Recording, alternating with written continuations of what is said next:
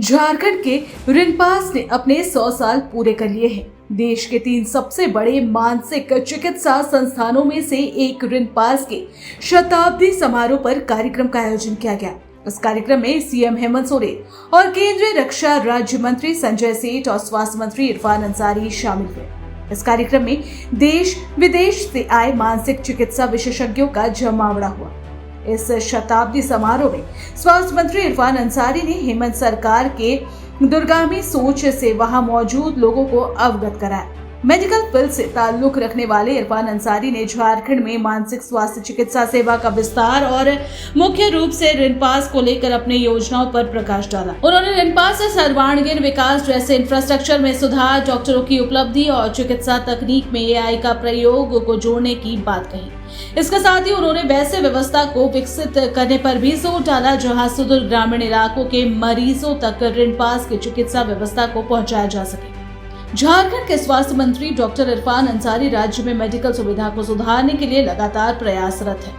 बीते दिन धनबाद जिले के दौरे पर रहे स्वास्थ्य मंत्री इरफान अंसारी ने मेडिकल कॉलेज का निर्माण किए जाने की घोषणा की। इसके साथ ही मौजूदा चिकित्सा संस्थानों के सुगम व्यवस्था को सुनिश्चित करने के लिए इरफान अंसारी औचक निरीक्षण भी कर रहे हैं। अपने उद्देश्य और प्रयासों की जानकारी वो समय समय पर मीडिया के माध्यम से लोगों तक पहुंचाते भी रहते हैं। रिनपास को हम लोग और अच्छा करेंगे और बेहतर करेंगे।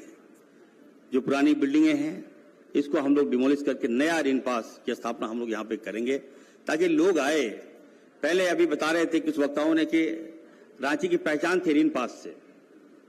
हम लोग बचपन में यहाँ घूमने के लिए आते थे और एक एहसास लेते थे कि ये रिनपास है। उसके बाद से लगता है काफी गैप हो गया। हम लोग रिनपास को सुधारेंगे और मैं यकीन दिलाता हूं ये रिनपास को हाईटेक सुविधा हम देंगे, एआई टेक्नोलॉजी से हम जोड़ेंगे और आने वाले दिनों में देखिएगा जो पेशेंट का जो फ्लो है काफी कम है, यहाँ पर ज्यादा से ज्यादा पेशेंट आएंगे। मैं रिनपास की ओर से कहना चाहता हूँ ये रिनपास न सिर्फ इलाज ही नहीं किया बल्कि समाज को जागरूक करने का भी काम किया। नए डॉक्टर्स और विशेषज्ञ को हम लोगों ने यहाँ तैयार किया है। सरकार की जो दिशा निर्देश है उस पर हम लोगों ने इंप्लीमेंट किया है। निश्चित तौर पर मैं आजकल कहूंगा, मैं माननीय मुख्यमंत्री जी को अवगत कराना चाहता हूं कि सर पहले तो यहाँ मेंटल पेशेंट आते थे, लेकिन आजकल बड़ी संख्या में हमारे बच्चे लोग आ रहे हैं। आए दिन 10 से 15 बच्चे यहाँ आते हैं इलाज कराने के लिए, माँ बाप लेके आते हैं। जब हम लोग बच्चों का काउंसलिंग करते हैं, माँ बाप बताते हैं कि बच्चे को नींद नहीं आ रहा है, बच्चे हमारे डिप्रेशन में चले गए, बच्चे को एंजाइटी हो गया है, स्ट्रेस में चला गया है। जब हम लोग कहते हैं कि नहीं इनको हमको एडमिट करना होगा तो माँ बाप की आंख में आंसू आ जाता है। निश्चित तौर पर अभी हाल के दिनों में विधानसभा चल रहा था, यूनिसेक्स के माध्यम से हम लोगों ने कार्यक्रम कराया और एक अवेयरनेस प्रोग्राम हम लोग करा रहे हैं कि हमारे बच्चे लोग डिप्रेशन में क्यों चले जा रहे हैं।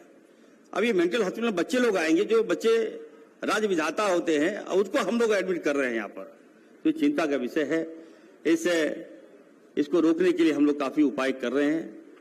हम लोग अभी आपने देखा नई टेलीमेडिसिन के तहत हम लोग न केवल झारखंड बल्कि हम गांव तक जाएंगे, पंचायतों तक जाएंगे, प्रखंडों तक जाएंगे। टेलीमेडिसिन के द्वारा हम लोग गांव तक जो पेशेंट यहां तक नहीं पहुंच पाते हैं उन तक हम लोग पहुंचकर उनका हम लोग इलाज करने का काम करेंगे।